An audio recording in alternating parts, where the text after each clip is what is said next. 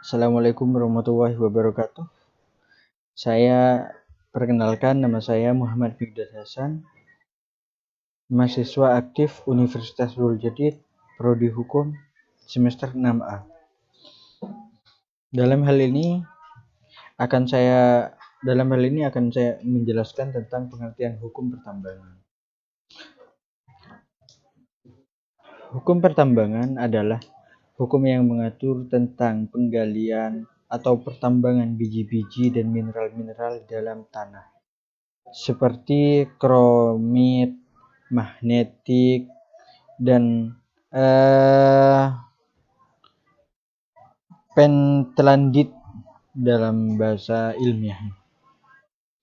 Hukum pertambangan juga memiliki arti ketentuan yang khusus yang mengatur hak menambang bagian dari tanah yang mengandung logam berharga di dalam tanah atau bebatuan menurut aturan-aturan yang telah ditetapkan.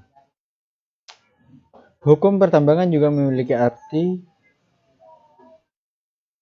hukum pertambangan adalah keseluruhan kaidah hukum yang mengatur kewenangan negara dalam pengelolaan bahan galian atau tambang dan mengatur hubungan hukum antara negara dengan orang dan atau badan hukum dalam pengelolaan dan pemanfaatan bahan galian. Nah, di sini bahan galian di sini berhubungan antara bahan galian, maksudnya objek pertambangan dengan negara dan objek pertambangan dengan negara dan orang atau badan hukum. Nah, ini saling berhubungan satu sama lain. Selanjutnya, asas-asas hukum pertambangan. Hukum pertambangan memiliki asas dikelola berdasarkan A. Manfaat, keadilan, dan keseimbangan. B. Keberpihakan kepada kepentingan bangsa. C. Partisipatif, transparansi, dan akuntabilitas. D. Berkelanjutan dan berwawasan lingkungan. Yang kedua, penyelenggaraan kegiatan usaha minyak dan gas bumi berasaskan ekonomi kerakyatan, keterpaduan, manfaat, keadilan, keseimbangan, pemerataan kemakmuran bersama, dan kesejahteraan rakyat banyak. Keamanan, keselamatan, dan kepastian hukum, serta berwawasan lingkungan.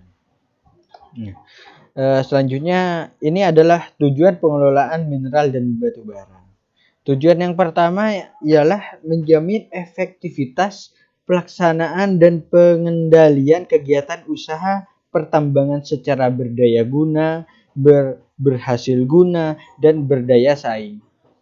Yang kedua adalah menjamin manfaat pertambangan mineral dan batu bara secara berkelanjutan dan berwawasan lingkungan hidup.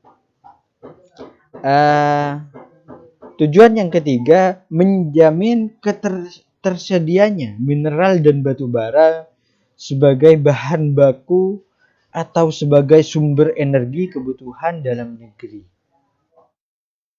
Berlanjut ke tujuan yang keempat, ialah mendukung dan menumbuh kembangkan kemampuan nasional agar lebih mampu bersaing di tingkat nasional, regional, dan internasional.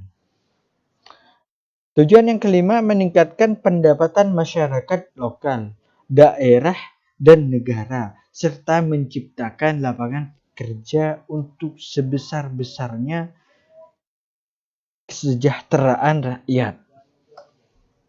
Tujuan yang terakhir ialah menjadi kepastian hukum dalam penyelenggaraan kegiatan usaha pertambangan, mineral, dan batu bara.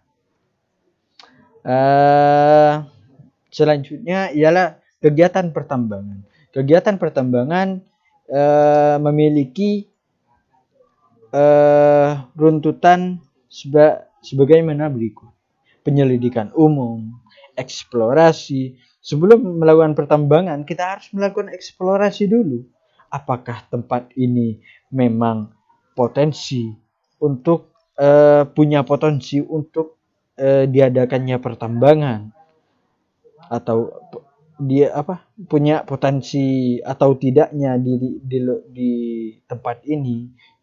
Yang selanjutnya adalah studi kelayakan. Nah, di tempat ini apakah layak dibuat pertambangan? Apakah layak dibuat pertambangan? Selanjutnya konstruksi. Nah, konstruksi ini harus harus yang kokoh, yang tidak berdampak kepada yang ada di sekitar pertambangan.